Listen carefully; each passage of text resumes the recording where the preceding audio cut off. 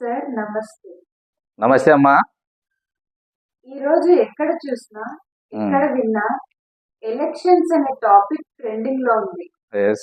కాబట్టి ఈరోజు మనం ప్రజాస్వామ్యంలో సాధారణ ఎన్నికలు విజయవంతమగుటకు అనుకూలించు పరిస్థితులు ఏంటో ఈరోజు తెలుసుకుందాం. ఓకే అసలు డెమోక్రసీ అంటే ఏంటో వివరించగలరా? అమ్మా, డెమోక్రసీ అంటే ఒక ఫేమస్ కొటేషన్ ఉంది. అబ్రహాం లింకన్ గారు చెప్పారు, ప్రజల చేత ప్రజల కొరకు ఏర్పడేది ప్రజాస్వామ్యం అని చెప్పాడు. Democracy is of the people, by the people, for the people.